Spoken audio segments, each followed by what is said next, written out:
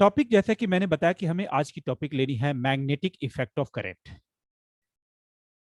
तो magnetic effect of current chapter में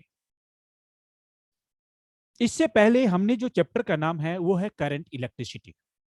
current electricity chapter के बारे में आप जानते हैं कि करंट इलेक्ट्रिसिटी एक करंट है जो किसी कंडक्टर से करंट पास हो रहा है। करंट की डायरेक्शन पॉजिटिव से नेगेटिव की तरफ होती है। करंट बैटरी के कारण प्रोड्यूस होता है। पोटेंशियल डिफरेंस करंट के लिए जरूरी है। और एक इसके अगला chapter magnetic effect of current के बाद अगला चैप्टर है मैग्नेटिज्म एंड मैटर। उस चैप्टर में हमने पढ़ा है कि मैग्नेट के बारे में उस चैप्टर में हमने मैग्नेट के बारे में पढ़ा है और पढ़ा है कि मैग्नेट होता क्या है। मैग्नेट अपने वजह से मैग्नेटिक फील्ड जनरेट करता है और जब ये मैग्नेटिक फील्ड जनरेट करता है तो मैग्नेट के कुछ इफेक्ट होते हैं। तो उसमें दो इफेक्ट कॉमन है जिस सभी को आप जानते हैं। मैग्नेट की पहली इफेक्ट, मैग्नेट दूसरे मैग्नेट को अट्रैक्शन या रिपेल्सन करता है, अट्रैक्ट या रिपेल करता है। अब हम ज्यादा डीप में जाते हैं तो हमें पता चलता है कि north of pole of the magnet another north pole of magnet को रिपेल करता है। South pole of the magnet दूसरे मैग्नेट के साउथ पोल को रिपेल करता है। North pole of the magnet दूसरे साउथ पोल ऑफ मैग्नेट को रिपेल करता है, सॉरी अट्रैक्ट करता है। इतना। और दूसरी चीज होती है कि मैग्नेट मैग्नेट को रिपेल अट्रैक्ट करता है, बट कोई दूसरी मैग्नेटिक सब्सटेंस है तो वो उसको भी अट्रैक्ट करता है। वो मैग्नेट नहीं है बट मैग्नेटिक सब्सटेंस है, मतलब जो मैग्नेटिक प्रॉपर्टी को फॉलो करता है, जिसके ऊपर उसकी बेस है और उन चीजों को है। तो एक तो अभी इंपॉर्टेंट पॉइंट आपने क्या यहां पे मैंने जो डिस्कशन किया कि मैग्नेटिक इफेक्ट ऑफ करंट हो गया और ये मैग्नेट जैसी चीजों को अट्रैक्ट या रिपेल जैसी चीजें करता है। दूसरी इंपॉर्टेंट और चीजें है कि मैग्नेट जो है डायरेक्शन शो करने के लिए मैं मैग्नेट को यूज करता हूं। डायरेक्शन शो करने के लिए क्या मतलब है जी? डायरेक्शन शो करने के लिए मैग्नेट को एज ए कंपास यूज करते हैं और कंपास से हमें डायरेक्शन मिलती है। नॉर्थ एंड साउथ उसमें होता है, तो आपको पता है कि नॉर्थ है की डायरेक्शन, साउथ की डायरेक्शन कंपास से हम पता कर लेते हैं। और इसका यूज पहले पुराने जमाने में जो समुद्री यात्रा करने वाले जो समुद्री यात्री थे वो अपने बोट में ऐसे कंपास जैसी चीजों को यूज करते थे और उनको डायरेक्शन मिलती थी। आज के टाइम में हर एक के मोबाइल में कंपास होती है, हमको कहीं पे डायरेक्शन है तो आपने देखा होगा उसको घुमाओ तो डायरेक्शन पता कर देती है। कंपास और है। इसके अलावा भी बहुत लोग जिनको डायरेक्शन किसी ऐसी जगह चले जाते हैं जहां पे डायरेक्शन पता नहीं चलता। कई एक बार लोग लैंड खरीदते हैं, फ्लैट खरीदते हैं, मकान खरीदते हैं, तो उनको वहां पे देखते हैं कि उस जगह की जो है ना वो नॉर्थ किधर है, साउथ किधर है, क्योंकि उनको वास्तु के हिसाब से अच्छा डायरेक्शन चाहिए। तो वहां पे डायरेक्शन के लिए तो वहां पे वो यूज करते हैं। एक तो कॉमन सेंस भी डायरेक्शन है बट कंपास का यूज करते हैं। तो मेरा यहाँ कहने का मतलब यह है कि मैग्नेट की दो प्रॉपर्टी जो सबसे कॉमन है वो है मैग्नेट डायरेक्टिव प्रॉपर्टी, डायरेक्शन को शो करने के लिए यूज होता है, और दूसरा मैग्नेट खुद को मतलब अपनी जैसी सब्सटेंस को मतलब दूसरे मैग्नेट को अट्रैक्ट या रिपेल करता है, या किसी मैग्नेटिक सब्सटेंस को जैसे आयरन को, कोबाल्ट को, निकल को, टिकनल को, इन सब चीजों को भी वो अट्रैक्ट करता है। एक चीज तो यहां पे हो गया।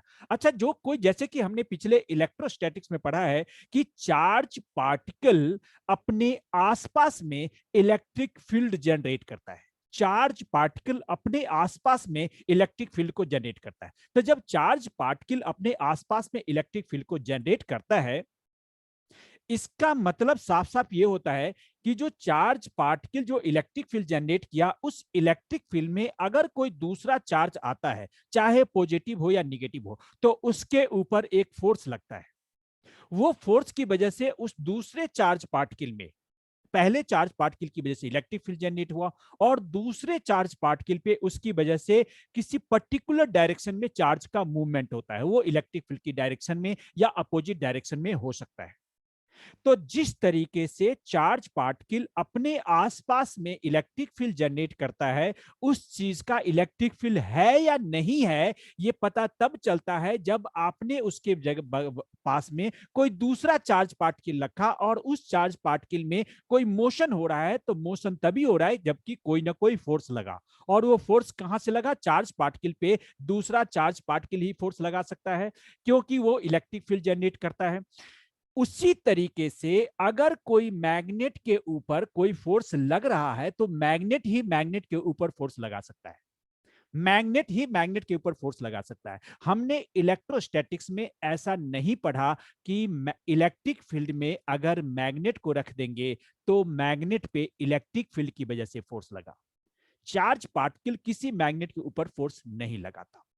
तो मैग्नेट के ऊपर जो फोर्स लगता है वो मैग्नेट ही फोर्स लगाता है, और मैग्नेट अपने आसपास में मैग्नेटिक फील्ड जनरेट करता है, जैसे कि चार्ज पार्टिकल अपने आसपास में इलेक्ट्रिक फील्ड जनरेट करता, ठीक उसी तरीके से मैग्नेट अपने आसपास में मैग्नेटिक फील्ड जनरेट करता, और उस मैग्नेटिक फील्ड में कोई दूसरा कंपास या दूसरा किसी भी शेप का मैग्नेट अगर रखेंगे तो उसके ऊपर फोर्स लगेगा, और फोर्स लगाने से मूवमेंट होगा। This is the common concept जो हमको पहले से आना चाहिए, कॉमन अंडरस्टूड है।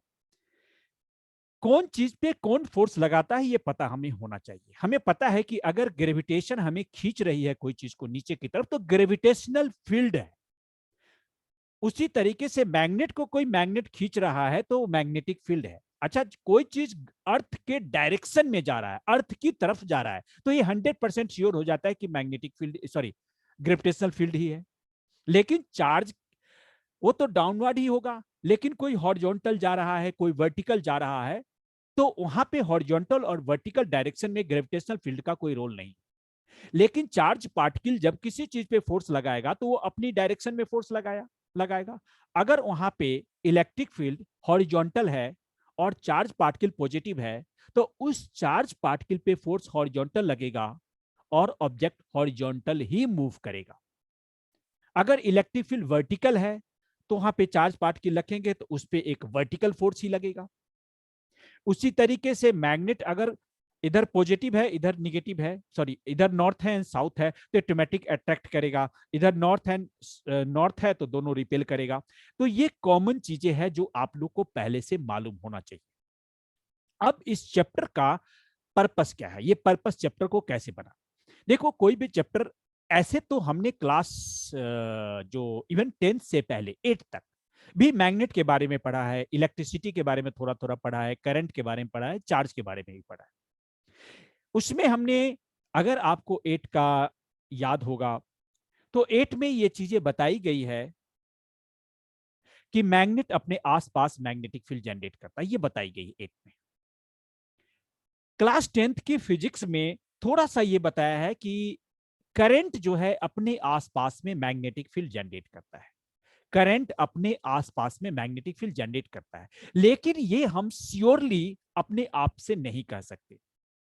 जैसे कि हम श्योरली तो ये नहीं कह सकते ना कि कोई चार्ज पार्टिकल है, उसके बगल में अगर मैं मैग्नेट को रख दूं तो वो चार्ज पार्टिकल मैग्नेट के ऊपर फोर्स लगाएगा, या कोई मैग्नेट है उसके बगल में पॉजिटिव चार्ज पार्टिकल को रखूंगा तो वो मैग्नेट पॉजिटिव चार्ज पार्टिकल को अट्रैक्ट कर लेगा या रिपेल कर लेगा।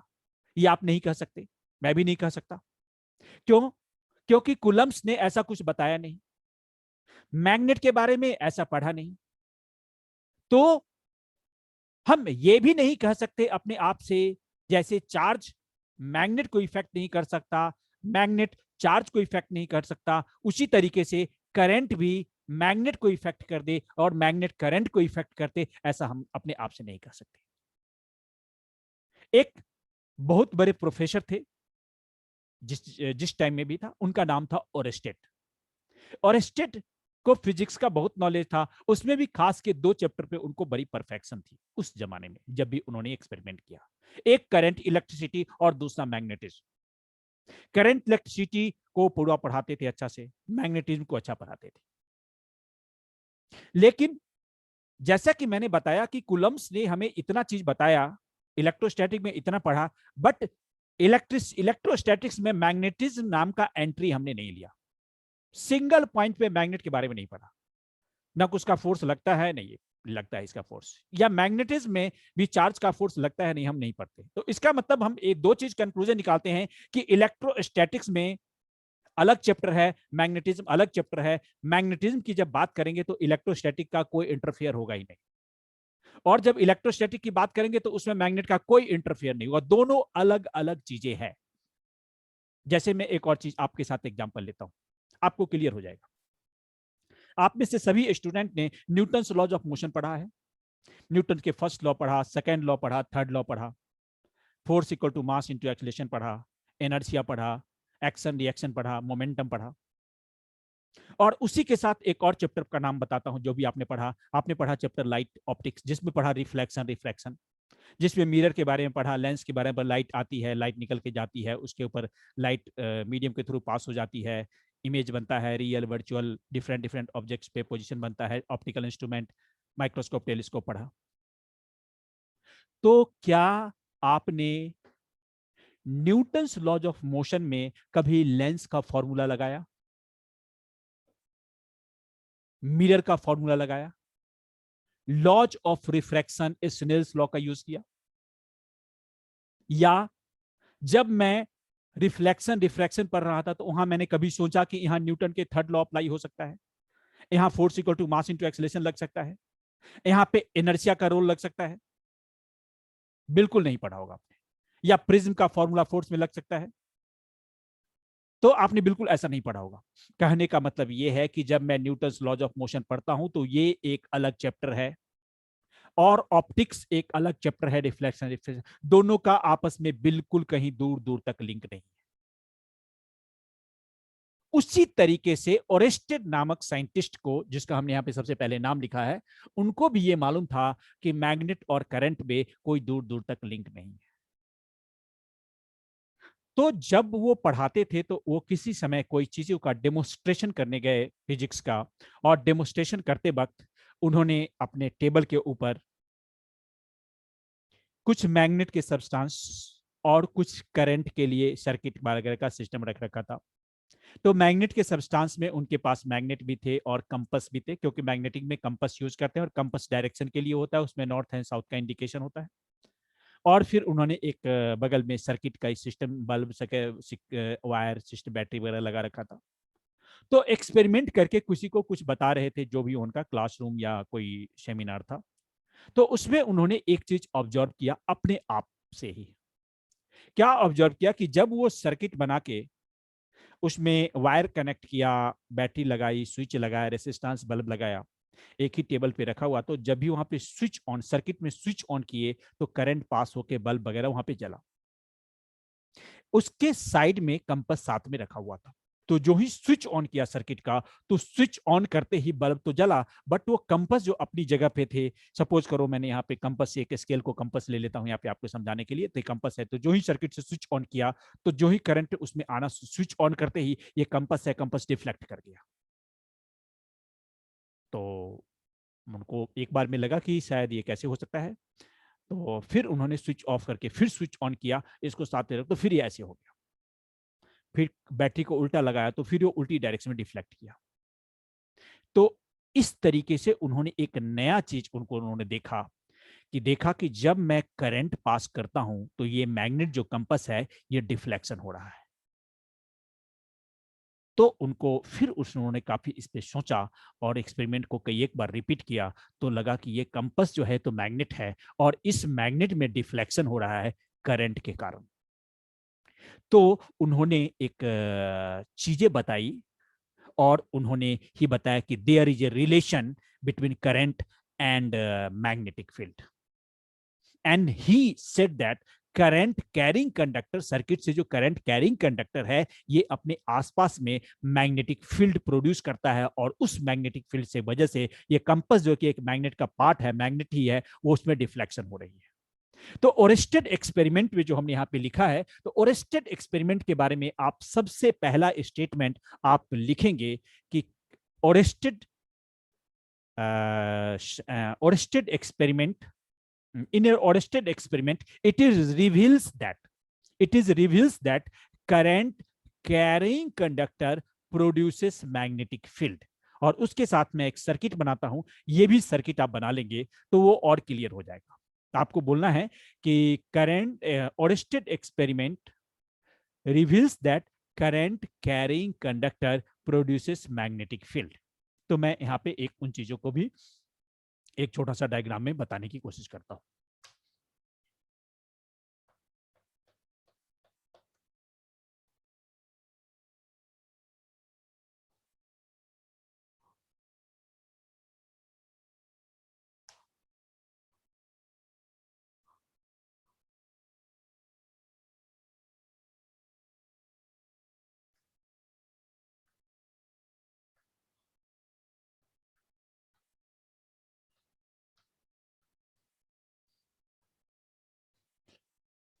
ये आप ड्राइंग कर लीजिए।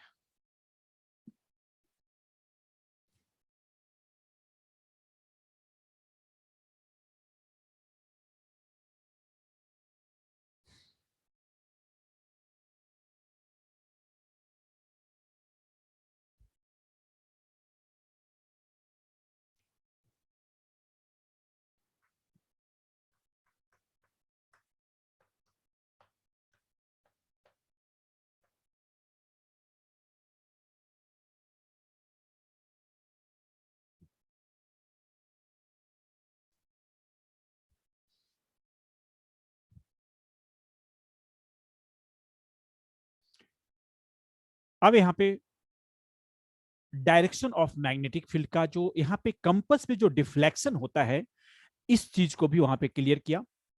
इसको एस्नो रूल या एम्पियर स्विमिंग रूल के नाम से उन्होंने क्लियर किया है। एम्पियर स्विमिंग रूल या एस्नो रूल। एस्नो रूल क्या है, यहाँ पे मैं डायरेक्शन एक बनाता हूं। नॉर्मली जो आप डायरेक्शन यूज करते हैं, आप यहाँ पे ये डायरेक्शन यूज करते हैं, नॉर्थ, ईस्ट, वेस्ट, साउथ, ये डायरेक्शन यूज करते हैं। तो एस्नो रूल में यहाँ पे ये बताया गया कि अगर करंट जो है along compass, snow, S for north, sorry south, N for north, O towards ले सकते हैं वेस्ट, साउथ, नॉर्थ, वेस्ट। अगर करंट कंपस के एलोंग साउथ से नॉर्थ जाती है, then north pole of the compass will deflect towards west, W. तो इसी में अगर मैं यहां बताऊं तो इस डायग्राम के साथ मैंने यहां पे कंपस बना लेते हैं। ये मैंने कंपस बना दिया और ये साउथ नॉर्थ बना दिया। तो S N, current south to north जब जाती है, मान लो करंट ऐसे जाती है, इसके अलोंग जाती है south to north, then north will deflect towards W, west. तो ये वेस्ट की तरफ ये डिफ्लेक्ट होगा और ये साउथ जो है ईस्ट की तरफ डिफ्लेक्ट होगा। तो ये direction of deflection of compass due to current carrying conductor भी पता चलता है। तो ध्यान रखना, snow, S N O W, south to north, north will deflect towards west. किसी किसी बुक में एक और इसी का पार्ट दिया हुआ है जिसको हम बोलते हैं Ampere swimming rule. Ampere swimming rule,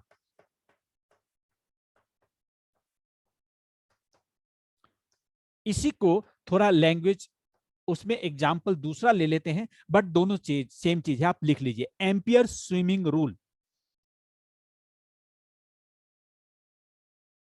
Ampere swimming rule ले सकते हैं।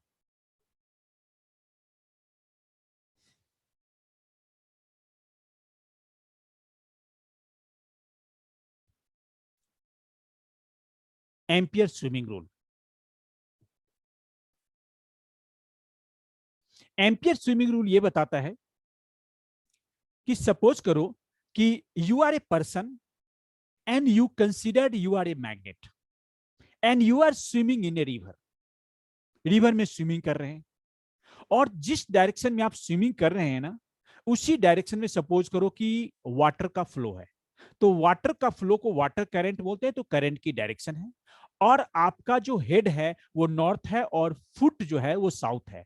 तो south to north, south to north, then north will deflect towards west, means आपका सर वेस्ट की तरफ डिफ्लेक्ट हो रहा है। तो this is Ampere swimming rule, मतलब लेफ्ट डायरेक्शन है, वेस्ट ठीक नहीं है, लेफ्ट डायरेक्शन में। तो आप स्विमिंग कर रहे हैं तो आपका सर नॉर्थ है और आपका फुट जो है वो साउथ है। तो आपका नॉर्थ, आपका हेड जो है लेफ्ट डायरेक्शन में डिफ्लेक्स होगा। तो इसको स्विमिंग के तरीके से भी direction of deflection of magnet बताया गया।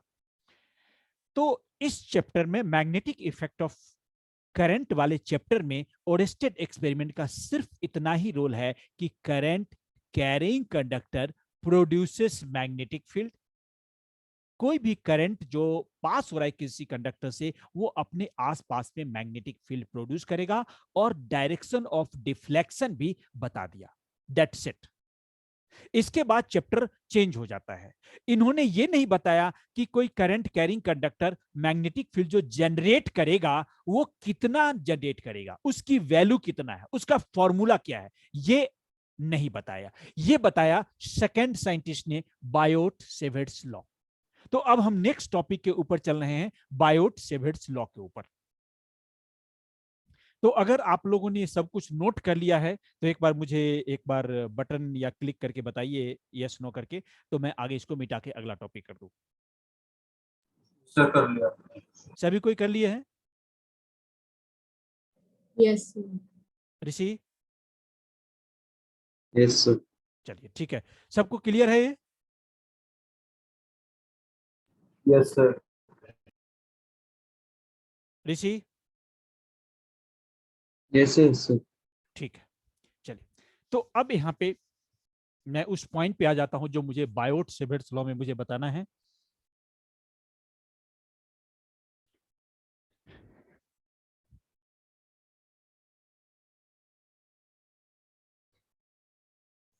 बायोट-सेवर्ट्स ने क्या कहा? बायोट-सेवर्ट्स ने कहा कि अगर मान लो कि एक करंट यहाँ पे, ये हमने एक कंडक्टिंग वायर ले लिया, इससे करंट पास हो रहा है, इससे आई करंट पास हो रहा है। तो according to Oersted law, current flowing through this conductor, it produces magnetic field about it, surrounding of it. What is the value of magnetic field? तो वैल्यू ऑफ मैग्नेटिक फील्ड यहाँ पे कहना है, इससे कोई भी एक पॉइंट ले लो, सपोज करो कि मैंने यहाँ पे एक छोटा सा पॉइंट ले लिया, इसका नाम हमने डीएल ले लिया, और डीएल से आर डिस्टेंस पे जो डीएल के साथ थीटा एंगल बनाता है एक पॉइंट पी है। इसको और भी क्लियर करना और इस पॉइंट को समझना बहुत जरूरी है हमारे लिए। यहाँ पे मैं यहाँ पे मेंशन कर रहा हूं कि डीएल लेंथ के कारण, डीएल क्या है, कंडक्टर का एक कोई छोटा सा पार्ट है डीएल, उससे आर डिस्टेंस पे एक पॉइंट पी है। आर डिस्टेंस जो होगा डीएल लेंथ के साथ थीटा एंगल बनाता है, डीएल लेंथ के साथ ये वाला एंगल हमने थीटा लिया, एंगल बनाता है और एक पॉइंट पी है। डीएल को यहाँ पे वेक्टर माना गया और डीएल की डायरेक्शन करंट की डायरेक्शन होगी और दोनों के बीच एंगल थीटा है। तो magnetic field at P, magnetic field at P को मैं यहां डीबी लेता हूं। DB, dB is the value of magnetic field at P due to dl length. तो ये डायरेक्टली प्रोपोर्शनल टू, यहाँ पे पहला पार्ट कहता है डीएल साइन थीटा होता है, directly proportional to dl sine theta, and inversely proportional to square of distance, ये फॉर्मूला का पार्ट होता है। तो आपको मालूम है कि किसी भी प्रोपोर्शनल को इक्वल में कन्वर्ट करने के लिए हम कुछ कांस्टेंट यूज करते हैं। तो यहाँ पे जो कांस्टेंट है एक mu naught by 4 pi constant है। जैसा कि इलेक्ट्रोस्टैटिक में आपने एक अलग कांस्टेंट यूज किया था, वहां पे 1/4 पाई एप्सिलॉन नॉट यूज किया था, तो उसमें एक 4 पाई कांस्टेंट था। एक एप्सिलॉन नॉट नया टर्म आया था जिसको आपने परमिटिविटी कहा था, जो इलेक्ट्रिक फील्ड इलेक्ट्रोस्टैटिक फोर्स के लिए अप्लाई हुआ था, जो चार्ज के लिए लगने वाला कांस्टेंट था। उसी तरीके से यहां एक दूसरा कांस्टेंट मैग्नेटिक फील्ड में लगेगा जिसको मैं बोलूंगा म्यू नॉट बाई 4 पाई। वहां 1/4 पाई एप्सिलॉन नॉट था, यहां म्यू नॉट अपॉन 4 पाई होगा। तो 4 पाई तो कांस्टेंट है, एक म्यू नॉट आ गया यहाँ पे। इस म्यू नॉट को बोलते हैं परमिएबिलिटी। परमिएबिलिटी, वहां पे हमने नाम दिया था परमिटिविटी, यहां परमिएबिलिटी है। तो उसके बारे में और भी हम थोड़ा आगे बात करेंगे, तब तक मैं यहां लिखता हूं। तो डीबी की वैल्यू, जो मैग्नेटिक फील्ड है डीबी, वो होगा mu naught by 4 pi I D L sine theta upon are square. ये हमारे पास फॉर्मूला हो गया। डीबी एक मैग्नेटिक फील्ड है और एक वेक्टर क्वांटिटी है। डीबी एक मैग्नेटिक फील्ड है और वेक्टर क्वांटिटी है। तो वेक्टर क्वांटिटी है तो इसके ऊपर एक एरो देना जरूरी पड़ेगा, और इस साइड में भी इसको एरो के लिए अभी मैं यहाँ पे एक आर कैप लेता हूं, यूनिट वेक्टर, और इसके बारे में भी हम बात करेंगे कि यूनिट वेक्टर की डायरेक्शन वगैरह क्या होगी। तब तक आप यहाँ पे म्यू नॉट के बारे में लिख सकते हैं। तो म्यू नॉट की वैल्यू होती है 4 पाई इंटू 10⁻⁻⁷, और इसको बोलते हैं मैग्नेटिक परमिएबिलिटी। मैग्नेटिक को मैं MAG कर देता हूं, पूरा हो जाएगा magnetic permeability. Permeability, magnetic permeability for vacuum. ये भी मीडियम पे डिपेंड करता है। अगर मीडियम चेंज होता है तो जैसे कि वहां पे इलेक्ट्रिकल परमिटिविटी चेंज हो रही थी, ऐसे भी ये भी चेंज होगा। बट म्यू नॉट का मतलब अभी फॉर वैक्यूम या एयर के लिए अभी हम यूज कर रहे हैं।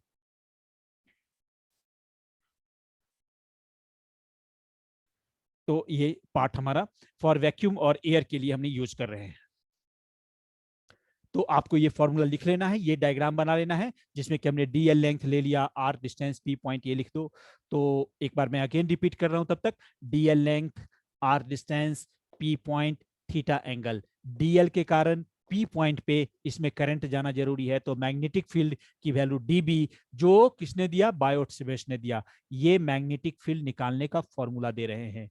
ये directly proportional to dl sine theta, मतलब डीएल की वैल्यू ज्यादा तो मैग्नेटिक फील्ड ज्यादा, साइन थीटा में थीटा ज्यादा तो मैग्नेटिक फील्ड ज्यादा। एक चीज और ध्यान रखिए, अगर थीटा 0 हो गया, अगर थीटा 0 हो गया या थीटा 180 हो गया, तो साइन 0 0, साइन 180 0, मैग्नेटिक फील्ड होगा ही नहीं। यहाँ पे होगा इनवर्सिबल टू आर स्क्वायर, आर की वैल्यू जितनी ज्यादा मैग्नेटिक फील्ड उतना कम, और एक कांस्टेंट हमने म्यू नॉट बाई 4 पाई कर दिया। अब यहाँ पे इसको आपने नोट कर लेना है, नोट कर लेना है। मैं इसके बारे में थोड़ा सा और यहाँ पे डायरेक्शन के लिए चेंज करने जा रहा हूँ फॉर्मूला को, तो वो मैं फॉर्मूला क्या लिखूंगा मैं आपको पहले बता देता हूँ। ये जो डीएल है ना, और साइन थीटा है, और ये आर है, तो डीएल एक्चुअली में डीएल और आर का क्रॉस प्रोडक्ट होता है, डीएल और आर का क्रॉस प्रोडक्ट होता है। तो आप जैसा कि जानते हैं, क्रॉस प्रोडक्ट में अगर एक वेक्टर ए है, दूसरा वेक्टर बी है, और दोनों के बीच में क्रॉस प्रोडक्ट लगेगा, तो A cross B equal to A B sine theta N cap. ये आपने पहले भी पढ़ा है, A B sine theta N cap. तो मैं यहां पे इस फॉर्मूला को यहां पे लिख रहा हूं फिर से, D B equal to mu naught by 4 pi I, I current है, and DL cross R upon R cube. ये फॉर्मूला आप लिखेंगे, DL cross R upon R cube, जैसे कि A cross B equal to A B sine theta N cap होता है, उसी तरीके से ये रहा डीएल, करंट की डायरेक्शन, डीएल ये वाला पोर्शन, और ये रहा आर, दोनों के बीच एंगल थीटा। तो मैं डीएल क्रॉस आर को डीएल आर साइन थीटा लिख सकता हूं। तो अगर वही चीज मैं यहां पे लिख देता हूं फिर से, तो mu naught by 4 pi I dl R sine theta by R cube और एन कैप। एन कैप के बारे में अभी बता रहे हैं, तो आर से आर स्क्वायर कैंसिल कर देंगे, तो वापस यही फॉर्मूला वापस आ जाएगा। अब यहां पे डायरेक्शन ऑफ एन कैप, मतलब क्रॉस प्रोडक्ट में डायरेक्शन आप कैसे निकालते थे, वेक्टर के क्रॉस प्रोडक्ट में डायरेक्शन जो आप निकालते थे, वो फॉर्मूला था क्रॉस प्रोडक्ट का रूल, वेक्टर का क्रॉस प्रोडक्ट का रूल, और वो था A B sine theta N cap और राइट हैंड थंब रूल। ध्यान रखिए, राइट हैंड थंब रूल पूरे में ध्यान से बताता हूं, आपको समझ में एक बार में आ जाना चाहिए। मैं एक बार यहां पे लेता हूं, जैसे कि मान लो कि एक वेक्टर ए है, दूसरा वेक्टर ये बी है, और दोनों के बीच एंगल थीटा है। आपने क्रॉस प्रोडक्ट में आपने किया होगा ए बी, तो फिर आपने लिखा होगा A B sine theta N cap लिखा होगा। तो एन कैप की डायरेक्शन में सबसे पहली बात बताई होगी कि direction of N cap is perpendicular to the plane containing vector A and B. A और बी जिस प्लेन में होगा, उस प्लेन के परपेंडिकुलर एन कैप होगा, और एन कैप परपेंडिकुलर होगा तो किसी भी प्लेन का दो एन कैप, किसी भी प्लेन का दो परपेंडिकुलर होता है। जैसे मेरा हाथ है, एक प्लेन है, तो इसके दो परपेंडिकुलर है, एक एन कैप इधर होता है और एक एन कैप पीछे डायरेक्शन में होता है, तो दोनों मेरे हाथ के परपेंडिकुलर है। तो सही इसमें से कौन सा निकालना है, तो राइट हैंड थंब रूल में हम क्या करेंगे कि यहाँ देखो, ए हमने लिया, ए पे लिया और बी की तरफ उसको घुमाया, तो एन कैप की डायरेक्शन इधर हो गई। तो पहला पे ए पे पुट करना है, ए पे, और बी की तरफ घुमाना, इधर हो जाएगी। अगर ए क्रॉस बी की जगह बी क्रॉस ए होता, तो पहले मैं बी पे हाथ को रखता, राइट हैंड को बी पे रखता और ए की तरफ घुमाता। बट ध्यान रखना, सेकंड जो है, सेकंड वो पाम की डायरेक्शन में होना चाहिए। ए फर्स्ट है, बी सेकंड है, तो ए पे रखेंगे और बी पाम के साइड में होना चाहिए। अगर बी फर्स्ट हो गया, ए सेकंड हो गया, तो फर्स्ट बी भी हमारा पाम पे रखेंगे, बट ए जो है पाम की साइड में होना चाहिए। यहाँ पे एक छोटा सा कंफ्यूजन कभी कभी होता है, वो ठीक करेंगे। जैसे कि मैंने यहाँ बी ऊपर लिखा हुआ है, देख रहे हैं आप, बी ऊपर, बी पे हमने हाथ रखा, ए तो पीछे की तरफ है, तो पीछे की तरफ हाथ नहीं घूमेगा, हाथ आगे की तरफ हमेशा घूमेगा। तो ऐसे कंडीशन में मैं क्या करूंगा, इसको उल्टा रख दूंगा, यहाँ पे बी ए, तो बी ए की डायरेक्शन अंदर की तरफ हो जाएगी, बी ए अंदर की तरफ और ए बी बाहर की तरफ। तो इससे आपको क्लियर हो जाएगा कि direction of A cross B किधर होना है या बी क्रॉस ए किधर होना है। उसी तरीके से डीएल क्रॉस आर में, अभी मैं डीएल क्रॉस आर की डायरेक्शन निकालने की बात कर रहा हूं। अभी जो निकाल रहे हैं ये क्रॉस प्रोडक्ट लगा रहे हैं, किसके लिए? मैग्नेटिक फील्ड की डायरेक्शन के लिए। तरीका क्या है? क्रॉस प्रोडक्ट वाला। उसमें क्या लगाना? Right hand thumb rule. Right hand thumb rule में पहले वेक्टर पे पाम को रखना, इसको इस पार्ट को रखना, और सेकंड को इधर रखना। तो देखिए आपके साथ यहाँ पे हमने डीएल रखना है, आर पीछे है, तो ऐसा नहीं हो सकता, पीछे की तरफ हाथ नहीं घूमेगा, तो हम पीछे ऐसे डीएल हमने ले लिया ऊपर, डीएल करंट की डायरेक्शन है, और आर इधर है, आर इधर घुमाया तो थंब मुझे अंदर की तरफ हो गया। देखिए डीएल आर, थंब अंदर की तरफ है, अंदर की तरफ मैग्नेटिक फील्ड निकल के यहाँ पे आ जाएगी। लेकिन अभी डायरेक्शन में एक और चीज छोटा सा आप समझ लीजिए, अगर आप में से कोई आदमी पूछ लेते कि सर मैग्नेटिक फील्ड मुझे यहाँ बताओ, P1 पे इधर बताओ, तो मैं फिर डीएल इधर लेता, आर मेरा इधर हो जाता, तो इधर डीएल आर, इधर मैग्नेटिक फील्ड यहाँ ऊपर की तरफ आएगा, डीएल आर ऊपर। ऊपर को मैं यहाँ डॉट लिखता हूं और ये आउटवर्ड लिख देता हूं, बाहर की तरफ है ना तो आउटवर्ड, और इसमें डीएल आर, इसमें इनवर्ड, इनवर्ड को क्रॉस लिखते हैं, इनवर्ड। आप ये दोनों चीज को लिख लेंगे, आउटवर्ड इनवर्ड पूरा लिख लीजिए। मैं फिर से थोड़ा आपसे पूछूंगा, अभी मैं 1 मिनट वेट करता हूं।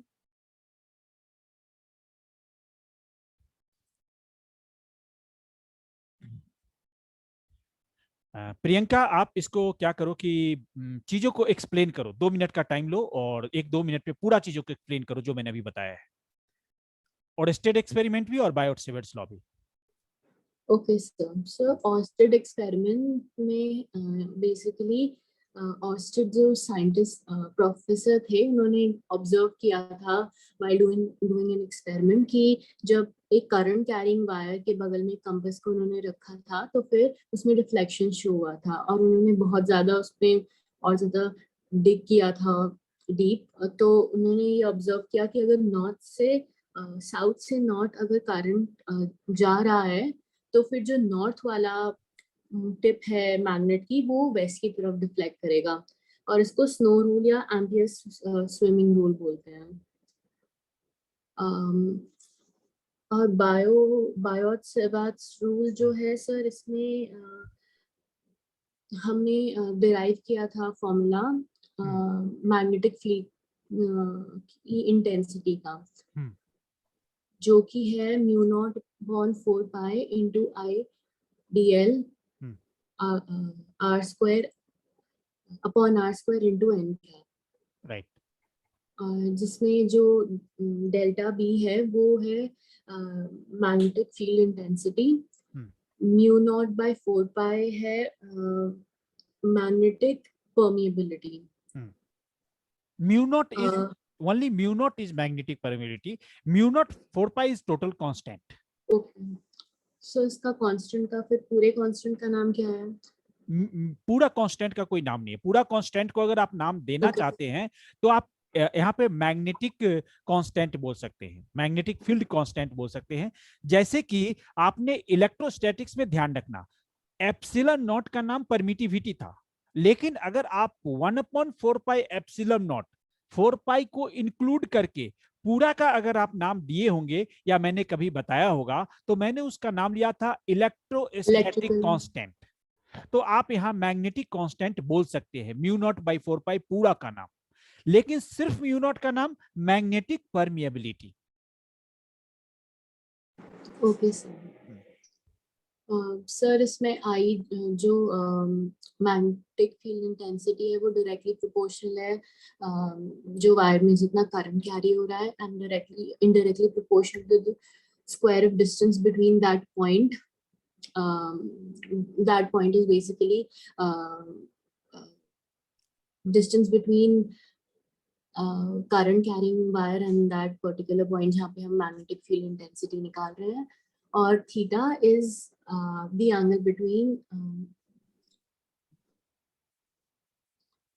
that point and theta is angle between DL and R. and DL, direction of DL is along direction of current, or R is distance, you can say displacement कह सकते हैं, डिस्टेंस ले लो क्योंकि distance की तो direction नहीं होती ना, तो आर हमने बोल दिया, वेक्टर आर सबसे बेहतर है। Angle trans, yes, sir. Angle trans, DL and R. How direction of magnetic field is determined? It is determined by the right hand thumb rule. Yes, vector का रूल है। Yes, ठीक है, sir. हाँ ठीक है। देव अब आपको बताना है और इसके बाद ऋषि आपको बताना है। So right hand thumb rule. नहीं, राइट हैंड थंब रूल को भी एक बार बता दो। Okay sir. सर जो हमारा हैंड है वो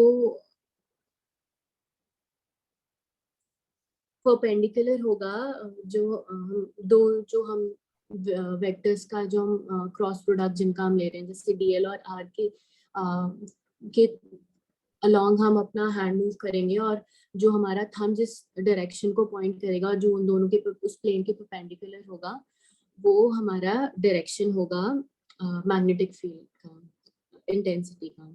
राइट।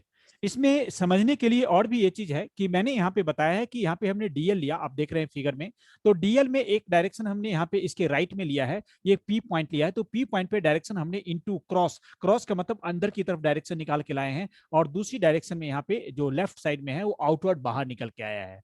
डीएल क्रॉस आर का हमने यूज किया है। यहाँ पे वेक्टर में जो क्रॉस प्रोडक्ट का रूल है वही यहाँ पे हमने अप्लाई किया है। Yes sir. ठीक है, क्लियर है? Yes right. Dev. Yes sir. Sir जो ओर्स्टेड एक्सपेरिमेंट था सर, उन्होंने देखा था कि जब किसी एक करंट कैरिंग कंडक्टर के आसपास कोई मैग्नेट होता है तो फिर वो डिफ्लेक्ट करता है जब उसमें से करंट पास कर रहा होता है सर। और जो स्नो रूल था उसमें था कि सर एस का मतलब होता है साउथ, एन का मतलब नॉर्थ, ओ का मतलब ओवर और डब्ल्यू का मतलब वेस्ट। हाँ, ओ का मतलब ओवर तो नहीं हमने लिखा है, बोला है, देखो होता है कि एस एन ओ डब्ल्यू है, तो ओ तो लगाया गया क्योंकि एस एन डब्ल्यू कोई वर्ड नहीं होता, ये सब शॉर्टकट याद करने के लिए बनाते हैं, तो S N O sir W. तो साउथ टू एक्चुअली नॉर्थ, मैंने बोलता हूं, मैं क्या बोलता हूँ सुन लो, साउथ टू नॉर्थ, ओ को मैं टूवर्ड्स टू मान लेता हूँ, south to north to west, तो ओ अपने मन से बना दिया, ऑनवर्ड वेस्ट आप बोल सकते हैं। सर हम मेरे स्कूल वाले टीचर ने बताया था ओ का मतलब ओवर होता है, और अगर वायर को हम मैग्नेट सॉरी कंपास के ऊपर रखेंगे तो फिर डिफ्लेक्शन वेस्ट की तरफ होगी। हाँ, देखो होता क्या है ना कि ये सारी चीजें हमने अपने मन से बनाई है, बुक हाँ, में ऐसा ओवर या टुवर्ड्स या ऑन कुछ लिखा हुआ नहीं है, अच्छा वो तो वही है कि south to north, north will deflect towards west. ठीक है, कोई बात नहीं, सेंस सेम होना चाहिए। Next one, carry on. Sir. और कौन सा बताया था हाँ, अब यहाँ पे ये हो गया, अब बायोट सिवर्स लॉ के बारे में बताइए। सर? उसमें हमारा जो फॉर्मूला है वो है dB is equals to u naught by 4 pi into dl hmm cross r hmm upon r cube. Yes. Sir फिर हम उनके क्रॉस प्रोडक्ट की जगह हम लिख सकते हैं dl into r into sine theta, और r r कट जाता है तो फिर आ जाता है dl sine theta upon r square. ठीक है। हाँ सर। और क्या बताना सर? हम्म, और सर जो म्यू नॉट होता है वो होता है magnetic permeability of of for vacuum and air. ठीक है। Yes sir. और क्या बताना था? फील्ड की डायरेक्शन ऑफ मैग्नेटिक फील्ड के बारे में बताओ थोड़ा। हाँ sir, right hand rule, hmm right hand thumb rule. Sir अगर हम एक अपना पाम खोलेंगे तो सर जिस तरफ हमारे वो जा रहा है, थंब जा रहा है, हाँ, हम्म अगर हम उसकी डायरेक्शन में करंट को मानेंगे और जिस डायरेक्शन में हम अपनी उंगलियां फोल्ड करेंगे हम्म वो डायरेक्शन मैग्नेटिक फील्ड ही होती है सर। सर इसे कॉर्कस्क्रू रूल भी बोलते हैं।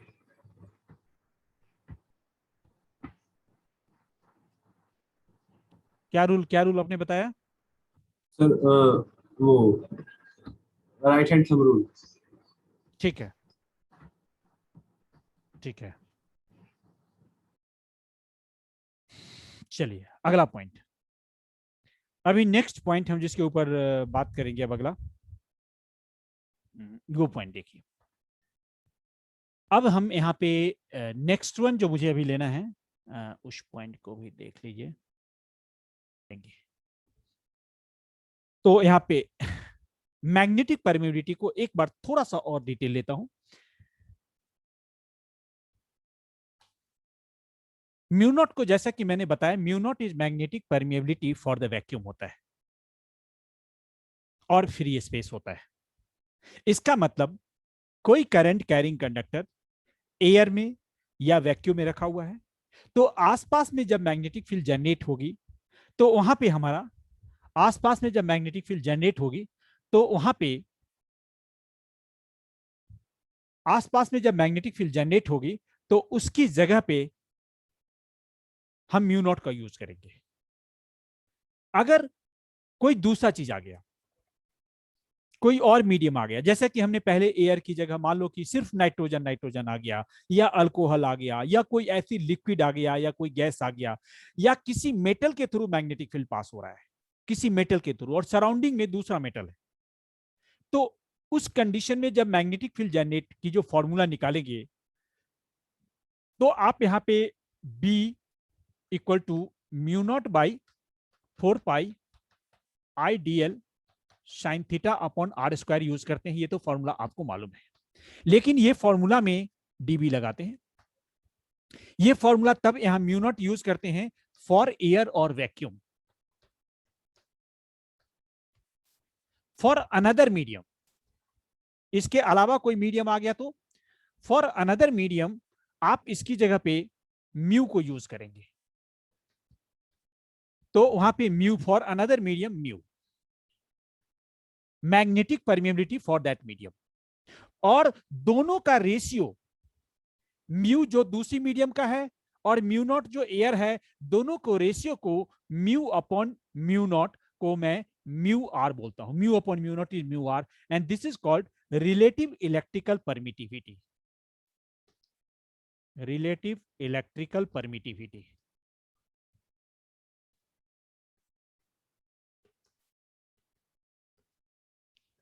relative electrical permittivity is the relative electrical permeability, sorry, permittivity, permeability.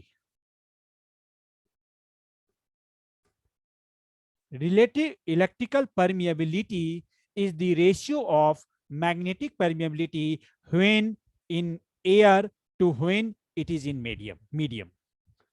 तो ये पहले की तरफ है। ये एक तरीके से जब हमने परमिटिविटी में निकाला था, एयर का लिया था वहां एप्सिलॉन नॉट, और मीडियम के लिए एप्सिलम, दोनों का रेशियो को हमने रिलेटिव इलेक्ट्रिकल परमिटिविटी लिया। यहाँ रिलेटिव मैग्नेटिक परमिएबिलिटी है किसी मीडियम से एयर और वैक्यूम का, ये है।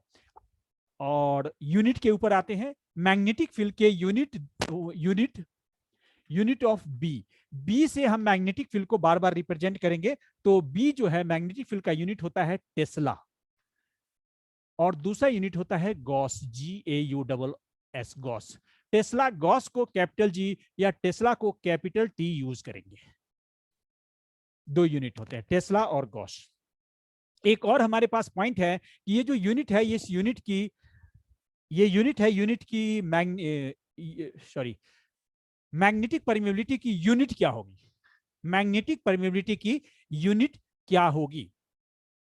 यहां देखिए, मैग्नेटिक परमिएबिलिटी की यूनिट के बारे में आप यहीं से निकाल लीजिए। ये जो पॉइंट है, यहां से यूनिट जरा निकालने की आप लोग खुद से कोशिश कीजिए। मैं इधर वापस आता हूं। तो जैसा कि यहाँ पे मैग्नेटिक फील्ड के बदले मैं टेस्ला लिखता हूं, तो tesla equal to mu naught. देखिए, मैं बी के बदले टेस्ला लिखा, 4 पाई का कोई यूनिट नहीं लिखना, म्यू नॉट की मुझे निकालना है आई का यूनिट क्या है जी? करंट। डीएल का क्या है? लेंथ। आर का क्या है? Metre square. तो T for tesla, mu naught का मुझे नहीं पता, आई का करंट को मैं एम्पियर लिख देता हूं, मीटर अपॉन मीटर स्क्वायर, तो कैंसिल करो तो क्रॉस मल्टीप्लाई से आ जाएगा tesla metre upon ampere equal to mu naught. तो म्यू नॉट का यूनिट हो गया टेस्ला मीटर पर एम्पियर, ये यूनिट हो गया। Tesla metre is per ampere, tesla metre per ampere. इसी के बीच में एक क्वेश्चन आया है। क्वेश्चन यह है कि मैग्नेटिक परमेबिलिटी नहीं समझे आप, मैग्नेटिक परमेबिलिटी नहीं समझे। देखो इसमें तो कुछ खास चीजें नहीं है, मैं एक बार अगेन रिपीट करता हूं। कोई भी प्रोपोर्शनल इक्वल नहीं होता, पहला चीज, कोई भी प्रोपोर्शनल इक्वल नहीं होता। प्रोपोर्शनल को इक्वल करने के लिए कांस्टेंट लगाते हैं, वो कांस्टेंट डिपेंड करता है कि मीडियम कैसा है, उस चीज का मीडियम में क्या रिलेशन है, उसके लिए एक कांस्टेंट बनाया। जैसा कि कूलम्ब्स ने बताया कि force is directly proportional to charge, F is directly proportional to Q and Q two and inversely proportional to R square. बस फोर्स चार्ज और डिस्टेंस पे डिपेंड करता है, ध्यान रखिए डिपेंड करता है, प्रोपोर्शनल है, इक्वल नहीं है।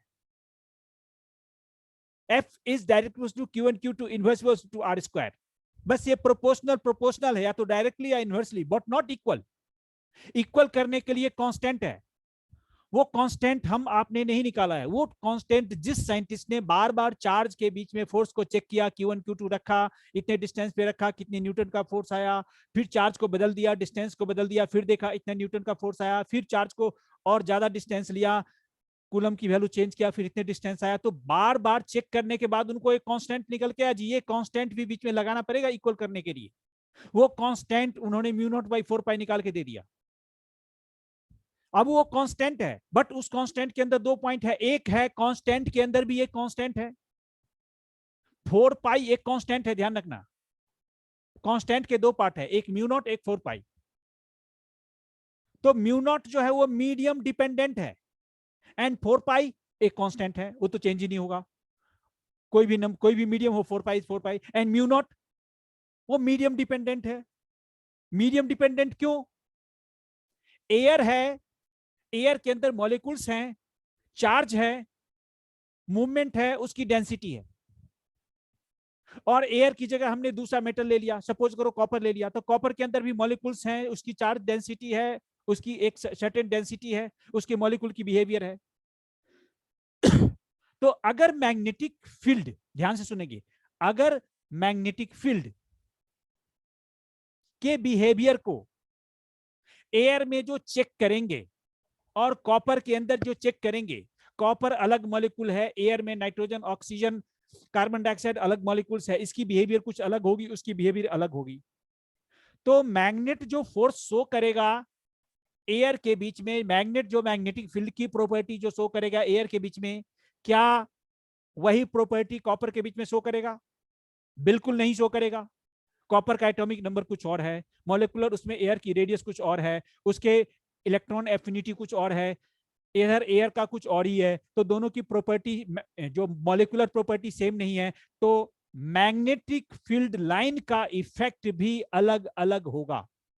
मैग्नेटिक फील्ड लाइन का इफेक्ट भी अलग अलग होगा। बिल्कुल साफ साफ क्लियर कर लो, इसीलिए कांस्टेंट बदल दिया गया, कांस्टेंट अलग अलग है। तो सेम मीडियम के लिए मीडियम बदल जाएगा तो उसकी कांस्टेंट बदल जाएगा। उस सभी मैग्नेटिक परमिएबिलिटी है, फॉर डिफरेंट मीडियम के लिए अलग है, चार्ज की बिहेवियर अलग है। और ये भी कांस्टेंट किसने दिया? बायोट-सेवर्स लॉ ने कांस्टेंट दिया। तो ये इस तरीके से कांस्टेंट की बिहेवियर को हमें समझ लेना है। अगले पॉइंट, ये अगर आपने सभी नोट किया है तो आप मुझे चैट बॉक्स में लिख के बता दो कि यस कर चुके हैं, और यस कर दो, नहीं तो मैं 1 मिनट वेट करूंगा, फिर मैं अगला टॉपिक के ऊपर, अभी हमारे पास 2-3 टॉपिक और है उसको करने का, तो 1 मिनट का मैं आपको टाइम, ठीक है? प्रियंका का क्लियर है, आपने कर लिया है, और Rishi, Dev, yes sir, yes sir. ठीक है ठीक है, चलिए अगला टॉपिक। तो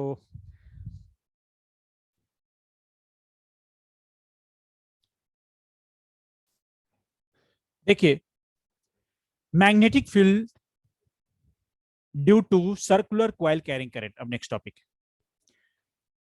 तो यहां पे एक सर्कुलर कॉइल हमने ले लिया है, इस सर्कुलर कॉइल से करंट आई पास हो रहा है, इसके सेंटर पे मैग्नेटिक फील्ड निकालना है पूरे सर्कुलर कॉइल के कारण।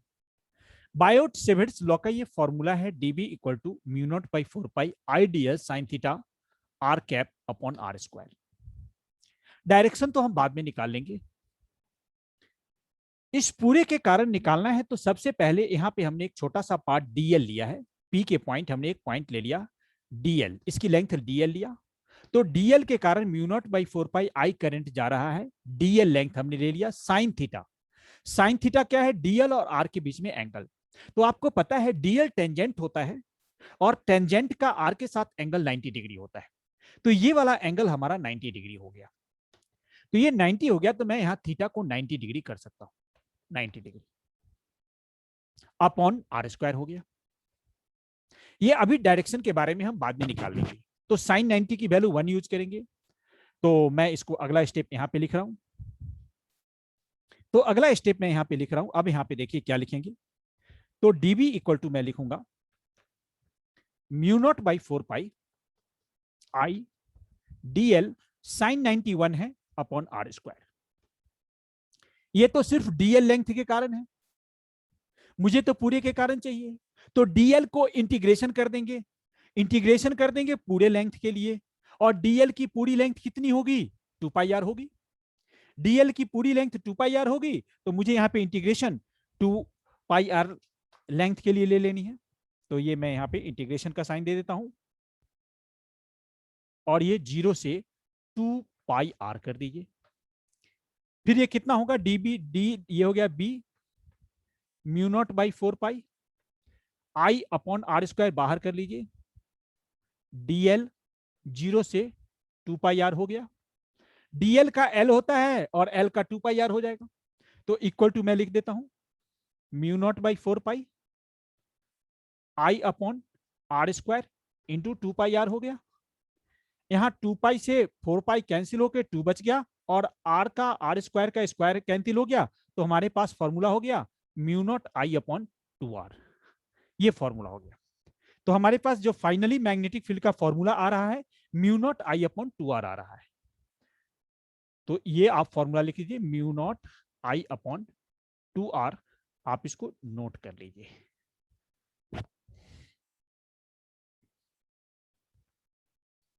ये नोट कर लीजिए, याद भी कर लीजिए। Magnetic field due to circular coil carrying current magnetic field at centre की value mu naught I by 2r है।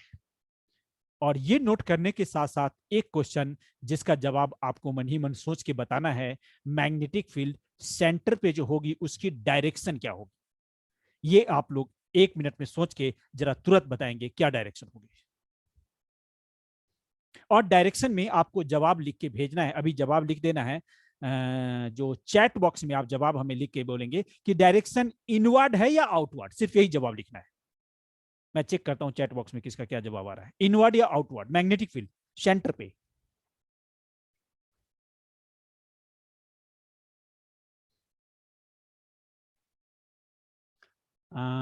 इनवर्ड देव का रहा है, इनवर्ड, ठीक है। चलिए और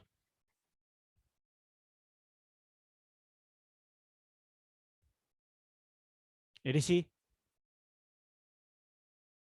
यस सर। इनवर्ड की आउटवर्ड मैग्नेटिक फील्ड?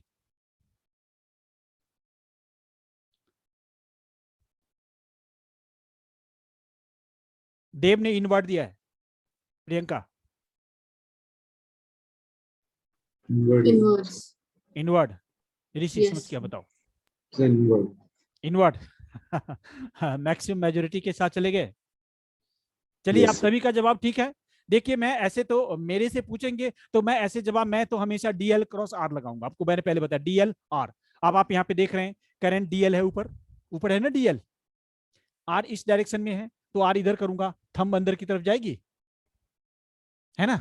मैंने यहाँ पे करना है डीएल आर, थंब अंदर की तरफ जाएगी, डीएल आर। बिल्कुल ठीक है, सही जवाब। चलिए सभी ने आपने नोट भी कर लिया होगा। अब इसी में 2 पॉइंट और लेते हैं। मैग्नेटिक फील्ड सर्कुलर कॉइल के कारण तो बता दिए, अब सेमी सर्कुलर कॉइल के कारण क्या होगा।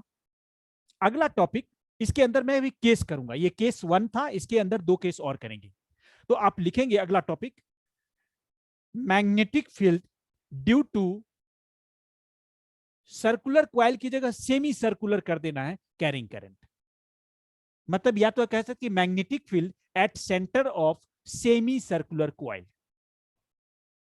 ये अभी आप लोग लिख लीजिए और इसका भी फॉर्मूला अभी तुरंत निकाल लीजिए, बहुत आसान है। तो मैं यहां पे magnetic field due to semi circle या semi circular coil, magnetic field करेंगे due to semi circular coil. तो magnetic field due to semi circular coil अगर करना है तो इसका जवाब आप यहां पे क्या सोचना है, बहुत आसान है, बहुत आसान। सेमी सर्कल में डायग्राम एक सेमी सर्कल का बनाना है, डीएल लेंथ के कारण फॉर्मूला वही रहेगा, म्यू नॉट आई बाई 4 पर ideal sine 90 upon are square. Integration करना है तो सर्कल के इंटीग्रेशन में पूरे सर्कल का इंटीग्रेशन किए थे 2 पाई आर। सेमी सर्कल में पूरा तो इंटीग्रेशन होगा नहीं, सिर्फ सेमी सर्कल का इंटीग्रेशन होता है। तो सर्कल का सरकमफेरेंस 2 पाई आर, तो सेमी सर्कल का सरकमफेरेंस उसका हाफ सिर्फ पाई आर। तो मैं यहां पे क्या लिखूंगा, b equal to mu naught by 4 pi I upon are square. 0 to 2 pi r की जगह सिर्फ पाई आर पुट करेंगे, तो यहां डीएल की जगह 2 पाई आर की जगह सिर्फ पाई आर पुट करेंगे। तो 2 पाई से जो कैंसिल हुआ है, यहां पाई की सिर्फ कैंसिल होगा तो नीचे 2 एक्स्ट्रा आ जाएगा, तो इसकी वैल्यू हाफ हो जाएगी। तो भी मैं इन चीजों को एक बार आपको कर देता हूं।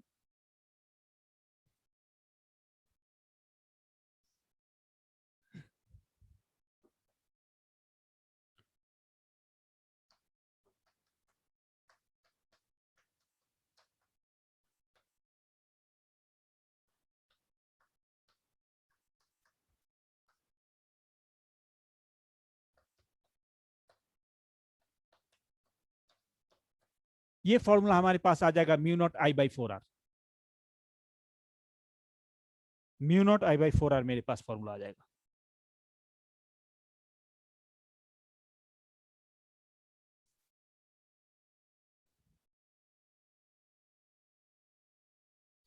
तो अभी आपने यहाँ पे ये सेमी सर्कल वाला डायग्राम भी बना दिया मैंने, यहाँ पे डीएल लेंथ ले लिया, आर लिया, सिर्फ इंटीग्रेशन में फर्क पड़ना है, 0 टू 2 पाई आर की जगह पाई आर हो गया, सिंपल।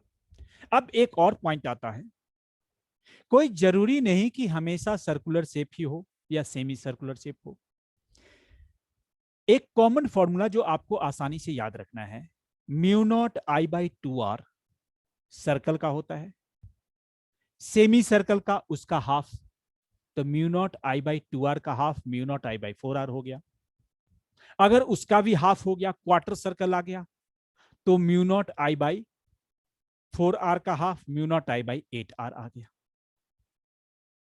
लेकिन यहां पे आप एंगल के वे में भी कर सकते हैं, जैसे कि यहां पे सेंटर पे ये एंगल 180 बनाता है, तो कोई एंगल ऐसा हो कि मान लो 30 डिग्री दे दिए, 45 दे दिए, 50 दे दिए, 60 दे दिए, 100 डिग्री दे दिए, तो उस आर्क के लिए सेंटर पे मैग्नेटिक फील्ड कैसे निकालेंगे, उसके लिए भी फॉर्मूला आप नोट कर देंगे। तो यहां पे magnetic field due to magnetic field at centre due to arc,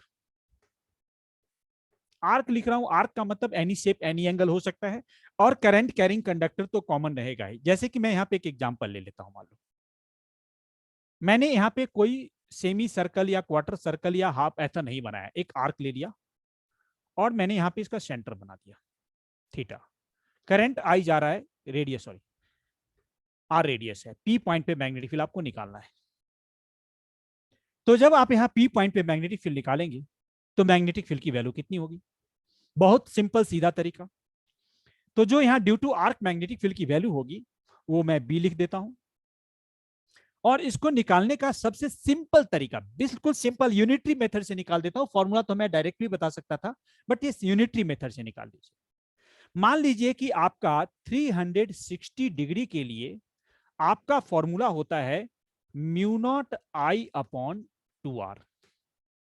तो 1 डिग्री के लिए क्या होगा formula, mu naught I upon 2r into 1/360 degree. और इसी में थीटा डिग्री के लिए कितना होगा, तो इसमें थीटा से मल्टीप्लाई हो जाएगा। तो वो फॉर्मूला आपका यहां हो जाएगा b equal to mu naught I theta upon 2 pi r into 360 degree. ये फॉर्मूला आप यूज कर देंगे आर के लिए।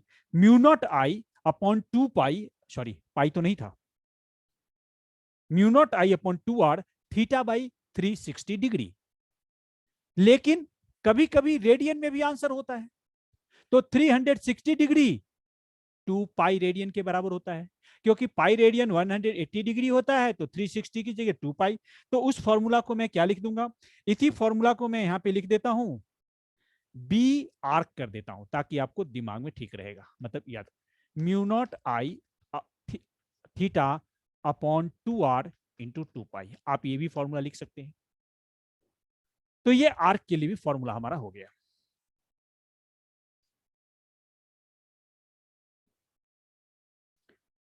टॉपिक जैसा कि मैंने अभी बताया कि magnetic field due to straight conductor carrying current हमें यहां पे निकालना है। टॉपिक है, हमने यहाँ पे R1 R2 एक स्ट्रेट कंडक्टर लिया है, इसके थ्रू आई करंट पास हो रहा है। इसके किसी भी पॉइंट से, किसी भी पॉइंट O से हमने R डिस्टेंस पे एक P पॉइंट लिया है, उस P पॉइंट पे हमें मैग्नेटिक फील्ड निकालना है O के कारण। इसमें हमने क्या किया है कि इस O से L डिस्टेंस पे एक छोटा सा पार्ट हमने DL कंसीडर किया है, DL कंसीडर किया है, और DL की डिस्टेंस P के साथ इस डिस्टेंस को हमने A ले लिया है। A इसके साथ एंगल थीटा बनाता है और दूसरे साइड एंगल बनाता है फाई। तो जैसा आप फॉर्मूला जानते हैं कि magnetic field at P due to DL length, तो magnetic field at P due to DL length, DL length, due to DL length को मैं यहां पे dB बोलता हूं, dB जो mu naught by 4 pi I DL sine theta upon R square होता है। डायरेक्शन के बारे में हमें मालूम है, अभी हम कोई डायरेक्शन के बारे में कोई डिस्कशन नहीं कर रहे, मैं आगे के पॉइंट की तरफ बढ़ रहा हूं। अब यहां पे ये इक्वेशन 1 लेना है। Magnetic field due to straight conductor है, पूरा स्टेट कंडक्टर के कारण मैग्नेटिक फील्ड निकालना है। यहाँ R1 टू R2, R1 को जब P पॉइंट से निकालते हैं तो इसके साथ एंगल जो बनाता है, इस एंगल को मैंने φ1 मान लिया। P को जब R2 के साथ एंगल बनाता है तो इसको मैंने ले लिया एंगल φ2, और ये बीच का एंगल यहाँ पे ये है फाई है। अब इसमें से मुझे क्या करना है कि मुझे इसमें से कुछ वैल्यू वेरिएबल को ऐसे कन्वर्ट करना है कि ये फाई के टर्म में कन्वर्ट हो जाए, और इसका इंटीग्रेशन φ1 से φ2 तक ले लेंगे। जब इंटीग्रेशन φ1 से φ2 तक इंटीग्रेशन होगा तो ये पूरी डिस्टेंस का, पूरे कंडक्टर का मैग्नेटिक फील्ड P पॉइंट पे निकल के आ जाएगा। तो इसमें मुझे कुछ चीजें कन्वर्ट करना पड़ेगा, जिसमें आपको थिंकिंग अप्रोच में चेंज करना है। क्या थिंकिंग अप्रोच में चेंज करना है, इसमें से कुछ टर्म है जैसे DL साइन थीटा और R, इसको रिप्लेस करना है। कैसे कैसे रिप्लेस करेंगे, मैं एक एक करके रिप्लेस करते जाता हूं, और आप पूरे ध्यान ठीक से समझना। जैसे कि ये हमारे पास ट्रायंगल है, इस ट्रायंगल का नाम, आप इस पॉइंट का नाम सपोज करो मैंने यहाँ पे F ले लिया, तो एक ट्रायंगल है OPF आपके साथ। इसमें से ये एंगल आपको पता है 90 डिग्री है, और ये थीटा और फाई है, तो थीटा और फाई भी 90 डिग्री होगा। तो पहला स्टेप मुझे पता है, यहाँ पे मैं ब्रैकेट में कुछ लिख रहा हूं, आप साइड में भी लिख सकते हैं, थीटा प्लस फाई जो है 90 है।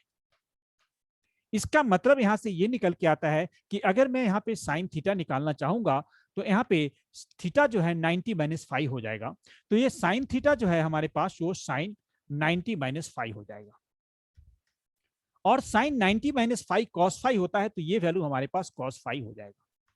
तो इसका मतलब यह है कि मैं साइन थीटा की जगह कॉस फाइव आगे यूज कर सकता हूं। फिर नेक्स्ट टर्म ले लीजिए, इसी फॉर्मूले में अगर मैं इस ट्रायंगल में OFP में अगर मैं tan फाई निकालता हूं, ट्रायंगल OFP में अगर मैं tan फाई निकालता हूं, तो tan phi equal to L upon r हो जाएगा। L अपॉन आर होता है तो L equal to R tan phi हो जाएगा। L equal to R tan phi हो सकता है यहाँ पे। तो इसी में अगर डिफरेंशिएशन करेंगे तो डिफरेंशिएशन कितना होगा इसका, dl equal to R tan phi का इंटीग्रेशन sec स्क्वायर phi होता है, तो sec स्क्वायर phi और d phi यहां पे इंटीग्रेशन आ जाएगा tan phi का। उसी ट्रायंगल में अगर आप cos phi की वैल्यू निकालना चाहते हैं तो कितना होगा, cos phi इक्वल टू, यहां पे आप ठीक से देखेंगे तो मुझे जो दिख रहा है वो R अपॉन ए आ जाएगा, R अपॉन ए। R अपॉन ए हो जाएगा तो ए की value R by cos phi हो जाएगा। अब एक छोटा क्वेश्चन आपसे, पूरे ध्यान से बताएंगे। अगर ये dl लेंथ है, अगर ये dl लेंथ है, ये डिस्टेंस a है, ये एंगल थीटा है, magnetic field at p due to dl length at a distance at point p, मैग्नेटिक फील्ड की वैल्यू कितनी होगी, ध्यान से बताना है। 1 मिनट सोच के आप बताइए, गलत जवाब नहीं देना। dl का tan थीटा का इंटीग्रेशन sec स्क्वायर फाई होता है, तो यहां हमें tan थीटा को sec स्क्वायर फाई कर दिया हमने, dl r, dl by d phi करेंगे तो r sec square phi d phi होगा। तो एक स्टेशन तो एक साइन थीटा को cos फाई करेंगे और dl, ध्यान देखिए dl, तो dl को मैं अगली बार r sec square phi d phi करने वाला हूं, हटा देने वाला हूं। और दूसरा cos phi equal to r upon a, cos phi होता है बेस अपॉन हाइपोटेन्यूज, तो यहाँ r बेस हो गया क्योंकि इसके सटे हुए बेस होता है, r अपॉन ये आ गया, और इसी से a equal to r upon cos phi हो गया। इसी को आप लिख सकते हैं, इसी को लिख सकते हैं आप r sec phi, r sec phi. तो अभी करना क्या है ये आप लोग अभी तुरंत करेंगे। करना क्या है, अब अगला इक्वेशन में मैंने यहाँ पे क्या क्या चेंजेस करे हैं, ध्यान से सुनिए। हमने पहली चेंजेस करे हैं कि मैंने इस साइन थीटा को cos फाई में कन्वर्ट किया है, पहला चेंज। दूसरा चेंज, इस dl को मैंने r sec स्क्वायर फाई किया है। तीसरा चेंज, a को मैंने यहाँ पे r sec फाई किया है। ये 3 चेंजेस किए हैं। इस तीनों चेंजेस को इक्वेशन फर्स्ट में पुट करेंगे। क्या पुट करेंगे, dl equal to r sec square phi d phi, sine theta equal to cos phi, a square equal to r square sec square phi. ये आप पुट कीजिए, मैं भी यहां पुट करता हूं यहां पे साइड में। तो यहां पे फिर से लिख देता हूं मैं, फ्रॉम इक्वेशन 1, इक्वेशन 1, तो db equal to mu naught by 4 pi I, और dl की जगह r sec square phi, r sec square phi, d phi भी पुट करना है, बट साइन थीटा की cos फाई इकट्ठा पुट करते हैं, तो cos phi and d phi upon a square, तो ए स्क्वायर की जगह पे पुट करेंगे r square sec square phi, r square sec square phi. आप पुट कर लीजिए, बहुत इजी है।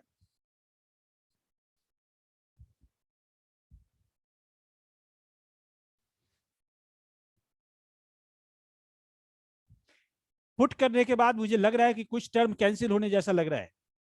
ऊपर भी sec स्क्वायर फाई है, नीचे भी sec स्क्वायर फाई है, ऊपर r है, नीचे r स्क्वायर है। तो जो जो लग रहा है कैंसिल होने वाला कैंसिल कर देते हैं। तो कैंसिल, एक मैंने sec square phi, sec square phi, r और r स्क्वायर का स्क्वायर कैंसिल होगा, बचा कितना, अब बचा db equal to mu naught by 4 pi, I बच गया, cos फाई बच गया, डी फाई बच गया, और अपॉन r बच गया।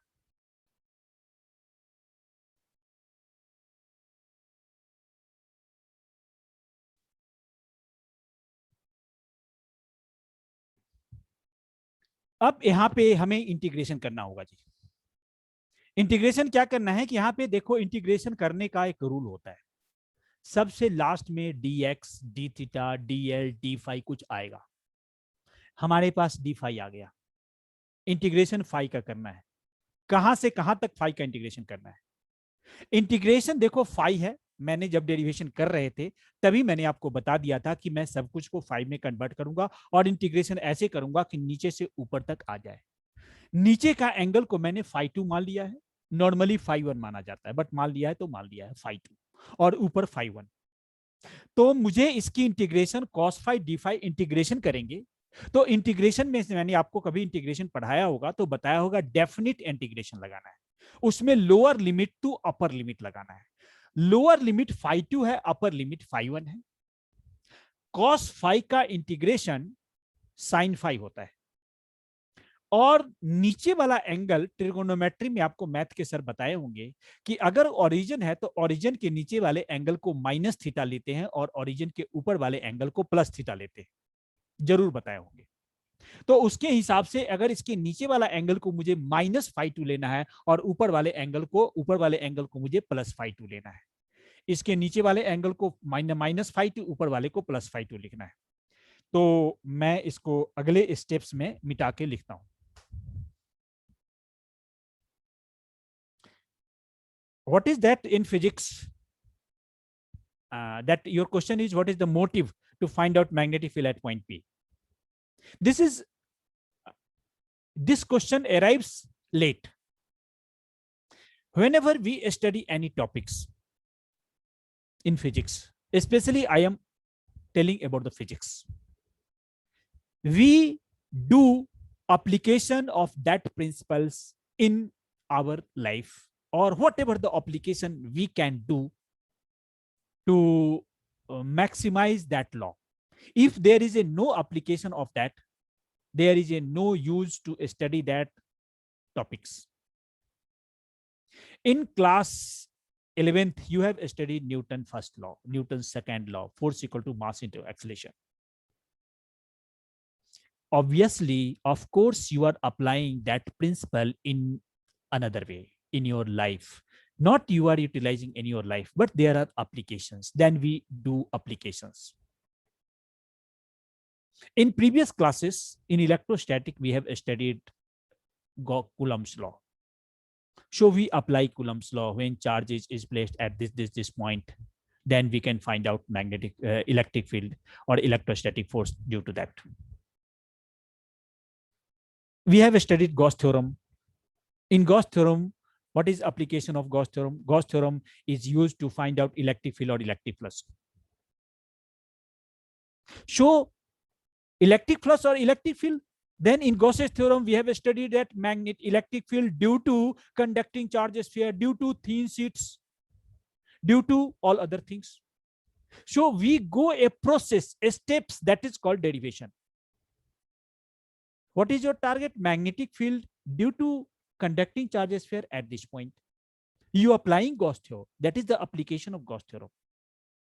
If Gauss theorem was not able to find out electric field due to conducting charge sphere, due to thin sheets, due to all other things, then no use of Gauss theorem. Through this process, you are doing some calculation, you are applying some mathematics to find out that. That is called derivation. Actually, that is not derivation, that is the simple application. In we have studied what we have seen, Biot-Savart's law. We have studied formula magnetic field due to current carrying conductor, magnetic field due to current carrying conductor. Whatever shape of the conductor. In previous application, I have taken magnetic field due to circular coil carrying current at the center. Where you are doing very simple application, you have taken dl length, just integrate 2 pi r. But due to a straight conductor, there is a variable of distance or variable of angle. So it is not so easy that just integrating dl equal to 2 pi r. So we have to take in some another way, applying some another mathematics so that it can be find out. We will take after the cases of this part, we will take what will be magnetic field due to infinite conductor. I have taken here finite value, but we will take case of this. I have taken you, we will take 3 cases of magnetic field due to a straight conductor, out of which 1 cases in which a straight length of the straight conductor is infinite. Find out magnetic field due to that. So this is the application. Think it. When you are studying physics in broader way, physics, you have to apply physics. But what is my problem? What is the normal student's problem? They understand this is derivation, and this is very difficult part. Not. This is not derivation. This is the application of Biot-Savart's law. Our mathematics or logic is so strong that we can apply this magnetic field anywhere. Even calculation or any physicist or teacher have not applied it in a particular situation. You have to do that. So this is called derivation. In derivation, we use some mathematics, simple mathematics or difficult mathematics. It may be some 2 steps process, 4 steps process, 10 steps process. A steps is a smaller, it seems that a smaller derivation. A steps is larger, it seems larger derivation. But that is not derivation, that is just application. Suppose you are studying in class 12th, all students. Your target to be first rank in IITG. So that is the whole application of your study. But some students want to get 33% marks in class 12th and want to get, just after that they want to get a job. So they want to apply their knowledge in a small way, and one student want to apply in a large way. First rank, they want to India's top IITG advanced rank 1. They want to go in MIT, USA. So in that way, they have to do much practice, much application, do numericals, more and more deeper in physics, in chemistry and mathematics, apply so and so. So just in whole physics, what is that? Understand, in whole physics, only application. In application, we have to use mathematics. It may be 1-step process, 2-step process, and more steps process, just like numerical. I think it is clear, Chen, what is the target and the purpose. मैंने बताया था कि magnetic field को हमें integrate करना है, और ये इंटीग्रेशन इस हिसाब से लेना है कि नीचे से पूरा ऊपर तक एंगल है. मैंने ये भी बताया था कि आपको टीचर बताया है कि अगर ये ओरिजिन है तो ओरिजिन के नीचे का एंगल -θ होता है, उसके ऊपर का एंगल +θ होता है. उसी तरीके से मैं इस साइड से देखता हूं तो इसके नीचे का एंगल -θ होगा, ऊपर का एंगल +θ होगा. मुझे इंटीग्रेशन φ2 से φ1 तक करना है, क्योंकि φ2 जो है R2 पॉइंट को शो करेगा और φ1 R पॉइंट को शो करेगा. तो एंगल के हिसाब से अगर मैं यहाँ पे लिखता हूं तो यहाँ पे मुझे लिखना चाहिए -φ2 और यहाँ पे लिखना चाहिए +φ1. पूरी लेंथ का निकालना है तो यहाँ पे μ0/4π हम बाहर कर लेते हैं, और इसमें I/r² भी बाहर कर लेते हैं. और सॉरी, एक चीज मैंने यहाँ मिस्टेक कर दिया है, क्योंकि मुझे डीएल जैसा कुछ नहीं है, डीएल की जगह आर पे है, तो यहाँ डीएल को हटा के आर करो, और आर भी नीचे है, सॉरी आर भी नीचे है, ये भी पॉइंट नीचे है, तो I/r यहाँ पे बाहर हो गया. अब cos φ d φ है, तो cos φ का इंटीग्रेशन जैसा कि आपको याद है कि sin φ होता है, और ये -φ2 + φ1 होगा, और upper limit minus lower limit आपको पता है, तो ये हो जाएगा sin φ1 + sin φ2 हो जाएगा. एक स्टेप से यहाँ पे आपको प्रॉब्लम आ सकती है, वो प्रॉब्लम मैं क्लियर कर देता हूं. प्रॉब्लम क्या आ सकती है, देखो मैंने बताया था sin φ1 - sin -φ2, क्योंकि ये जो -φ2 है ना ब्रैकेट के अंदर लगेगा, और sin -θ - sin θ होता है. तो sin -θ - sin θ होता है, तो एक तो फॉर्मूला यहाँ माइनस लगना है, और ये -φ2 अंदर जाएगा ना, तो वो एक माइनस बाहर निकल के आएगा, तो यहाँ पे प्लस हो जाएगा. तो ये हमारे पास final formula magnetic field due to straight conductor carrying current का, ये हमारे पास एक फाइनल फॉर्मूला आ गया है. यहां तक आप इसको नोट कर लो. मैं इसके बाद फिर इसके 3 केसेस के ऊपर बात करता हूं. फॉर्मूले का डेरिवेशन तो मैं कर चुका हूं, केसेस में थोड़ी थोड़ी वैल्यू पुट करनी है, वो 2-2 मिनट का केस है, वो कंप्लीट हो जाएगा. अब यहां पे मैं मैग्नेटिक फील्ड में जो इसके केसेस हैं उस केसेस को बताता हूं. जो केसेस है उस केसेस को बताते हैं. वो केसेस देखिए क्या है. 3 केसेस इसके ऊपर हमें लेना है। केस है magnetic field due to infinite conductor, magnetic field due to straight infinite conductor. तो यहां पे for infinite conductor, for infinite length,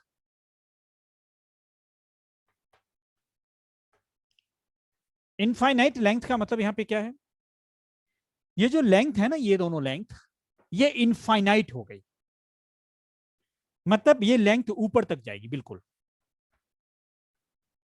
ये भी नीचे तक जाएगी। इसका मतलब पी पॉइंट से जो मैंने R1 को मिलाना था, ये R1 सबसे ऊपर है, लास्ट में इनफाइनाइट है और नीचे लास्ट में। तो इनफाइनाइट तो काफी ऊपर होगा, तो ये जो पी जो हमने यहां पे निकाला है लास्ट पॉइंट को, पी को जो R1 पे निकाला है, R1 इनफाइनाइट है, तो इनफाइनाइट पे जब निकालेंगे तो लाइन बिल्कुल ऐसी सीधी जाएगी और नीचे भी बिल्कुल सीधा जाएगा, क्योंकि इनफाइनाइट पे तो लाइट ऑलरेडी रे ऑलरेडी पैरेलल हो जाती है। तो इनफाइनाइट पे ऑलरेडी पैरेलल हो जाती है, तो ये जो एंगल होगा, ये एंगल हमारा φ1 जो है वो 90 हो जाएगा, और नीचे भी जो φ2 है वो 90 हो जाएगा फॉर इनफाइनाइट, क्योंकि इनफाइनाइट में मिला है। तो फॉर इनफाइनाइट लेंथ आपको क्या लिखना है, φ1 की वैल्यू 90 एंड φ2 की वैल्यू 90, ये लिखना है। φ1 भी 90 और φ2 भी 90, तो क्या हो गया यहाँ, B equal to μ0/4 I upon R sin 90 plus sin 90। यहां पे पहला स्टेप ये हो जाएगा फॉर इनफाइनाइट लेंथ। ये केस 1 है, ध्यान रखना, this is case 1, μ0/4 I upon sin 90 plus sin 90। sin 90 क्यों हुआ, क्योंकि इनफाइनाइट लेंथ में R1 इनफाइनाइट पे है, P से जब मिलाएंगे तो ये एंगल फाई इनफाइनाइट के लिए 90 हो गया। अब sin 90 की वैल्यू 1 1 होती है, 1 1 2 होगा, यहाँ पुट करेंगे तो B इक्वल टू जो हमारे पास फॉर्मूला आ जाएगा μ0I/4πr 1 1 2 इंटू 2 करेंगे, 2 से 2 कैंसिल हो जाएगा, और ये हमारे पास फॉर्मूला आ जाएगा μ0I/2πr। तो मैग्नेटिक फील्ड का फॉर्मूला हमारे पास आ गया μ0I/2πr। आप इसको नोट कर लीजिए फॉर इनफाइनाइट लेंथ। तो जब भी स्ट्रेट इनफाइनाइट कंडक्टर होगा तो उससे r डिस्टेंस पे मैग्नेटिक फील्ड का फॉर्मूला μ0I/2πr, बिल्कुल सीधा डायरेक्ट फॉर्मूला यूज कर देंगे। इसका आगे बहुत जगह यूज है।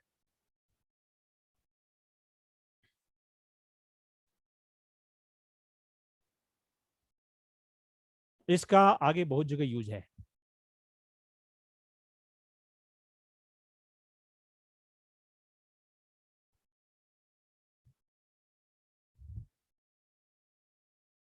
नेक्स्ट टॉपिक आप लिखेंगे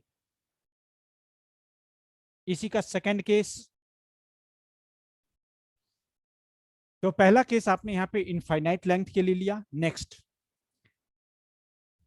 magnetic field B due to semi infinite length और near infinite length of the conductor. ये जो सेकंड केस है, वो सेकंड केस क्या है वो समझिए। सेकंड केस में एक साइड से इनफाइनाइट है, दूसरी साइड के पास में मुझे निकालना है, तो उसका मैं ड्राइंग में क्या करूंगा कि मैं एक साइड से यहां पे कट कर देता हूं, इसको मैंने हटा दिया। अब इसमें क्या है, कंडक्टर वही है, एक साइड इनफाइनाइट है और यहां पे मैग्नेटिक फील्ड निकालना है। तो आपने जैसे कि आपको R1 R2 तो था, तो R1 एक इनफाइनाइट पे मिला और R2 यहीं पे मिल गया, क्योंकि दूसरा एंड यहीं पे आ गया। तो नीचे का एंगल जो हमने φ2 निकाला था, जब φ2 यहाँ पे निकालेंगे तो यहाँ पे तो φ1 पहले की तरह 90 रहेगा, बट φ2 की वैल्यू यहाँ पे 0 हो जाएगी, क्योंकि पास में आ गया। Near one date of infinite और सेमी इनफाइनाइट बोलते हैं। तो इसी फॉर्मूले में मैं φ1 की वैल्यू 90 पुट करूंगा और φ2 0 पुट करूंगा। तो ये फॉर्मूला मैं कुछ ऐसा लिखूंगा, B equal to μ0/4 I upon R and sin 90 plus sin 0। तो sin 0 तो 0 होता है और sin 90 1 होता है। तो ये फॉर्मूला हमारे पास हो जाएगा mu naught I by 4 pi are, ये फॉर्मूला हो गया इसका। जबकि नीचे वाले का फॉर्मूला मेरे पास था mu naught I by 2 pi are, ये mu naught I by 4 pi R हो गया। अब मैं थर्ड केस लेने वाला हूं। सेकंड को केस आप लोग तेजी से लिख लीजिए, थर्ड केस लेने वाला हूं। थर्ड केस में है magnetic field at a point which is perpendicular bisector of finite length, which is perpendicular bisector of finite length of conductor, which is perpendicular bisector of finite length of the conductor.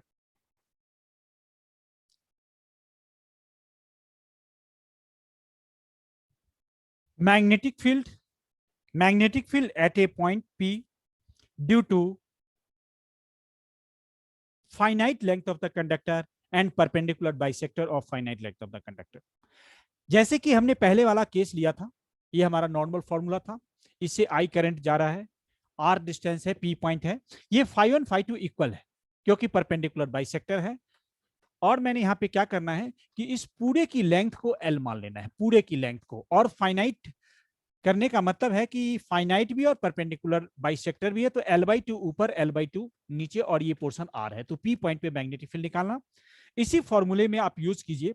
तो मैं B equal to यहां लिखूंगा mu naught by 4 pi I upon r, और ये value मैं लिख दूंगा sine phi plus sine phi, क्योंकि दोनों इक्वल है।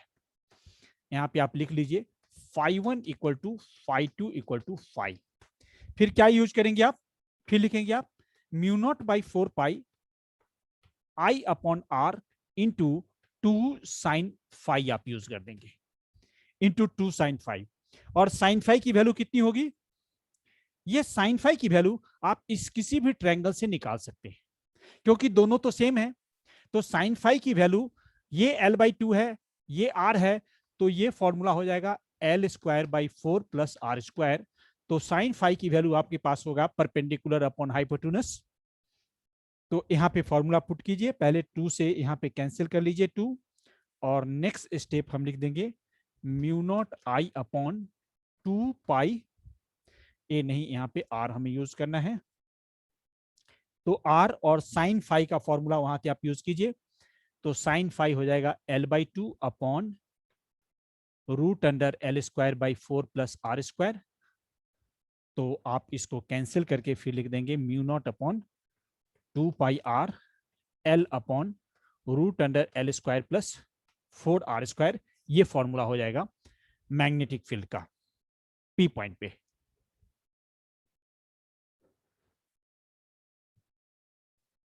कुछ नहीं पुट करना, φ1 φ2 को सेम 2 साइन फाई पुट करना, 2 कैंसिल कर देना, साइन फाई की वैल्यू इसी ट्रायंगल से परपेंडिकुलर अपॉन हाइपोटेन्यूस यूज कर देना है। सर आई भी तो आएगा। हाँ आई आई आएगा, सॉरी आई आएगा, तो आई तो है ना यहाँ पे आई नहीं लिखा, आई।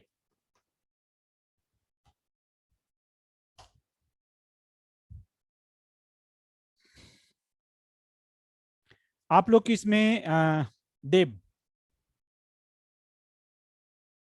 Yes sir. अभी ये लास्ट टॉपिक का क्या लर्निंग है?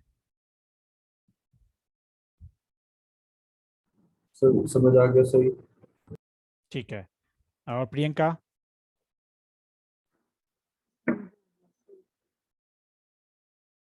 इसमें से कोई कंफ्यूजन, कोई चीजें, कोई स्टेप्स पे है? देखो क्या है कि टॉपिक को एक बार, 2 बार, 3 बार इसको प्रैक्टिस आप लोगों को करना है, और प्रैक्टिस कर लेंगे। हो सकता है कि स्टेप्स है, नए बार है तो पहली बार प्रॉब्लम हो सकती है, तो 1-2 बार इसको 3 बार प्रैक्टिस कर लेंगे, ये चीजें परफेक्ट हो जाएगी। काफी चीजें तो अभी परफेक्ट हो गई होगी, और पहले का भी टॉपिक और ये है, तो 2-3 बार प्रैक्टिस करेंगे और ये टॉपिक हो जाएगी आपकी, क्लियर हो जाएगी। और इसके न्यूमेरिकल में इसकी एप्लीकेशन बहुत है। ये तीनों जो केस लिखे हैं ना, ये केस बुक में क्लियरली मेंशन नहीं है। लास्ट वाला केस तो नॉर्मली किसी बुक में नहीं होता, बट इसके न्यूमेरिकल में एप्लीकेशन ज्यादा है।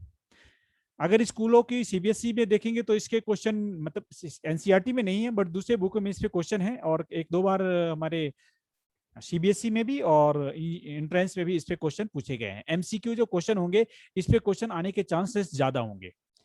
तो अभी क्लास हम इतना ही रखेंगे, और आगे क्लास में हम न्यूमेरिकल को करेंगे डिस्कशन। तो अभी आपने यहाँ पे मैग्नेटिक इफेक्ट ऑफ करंट में बायोट-सेवर्ट्स लॉ देखा। बायोट-सेवर्ट्स लॉ की application due to straight conductor के लिए, ड्यू टू मैग्नेटिक फील्ड के लिए, due to circular coil carrying current के लिए, उसको सभी केस को देखा। हमने मैग्नेटिक परमियोबिलिटी के लिए भी बताया। तो इस तरीके से हमने हमारा मैग्नेटिज्म का अगला चैप्टर आप नेक्स्ट हमारे क्लास में देखेंगे। हमारी जो लाइव क्लासेस होती है उसमें अटेंड करेंगे। हमारा कुछ और भी कोर्सेस होते हैं जिन सभी चीजों में आप अटेंड करेंगे। और हमारे जो कोर्सेस हैं, हमारे जो क्लासरूम लाइव क्लासेस या रिकॉर्डेड क्लासेस जो सभी होती है, उन चीजों के लिए हमारे दिए गए नंबर या लिंक होगा, आप उनसे हमारे तक कांटेक्ट कर सकते हैं। हमारा जो पेमेंट सिस्टम होगा, आप उस पेमेंट लिंक में जाके पेमेंट करेंगे और वो क्लासेस अटेंड करेंगे। Thank you very much. See you in the next video.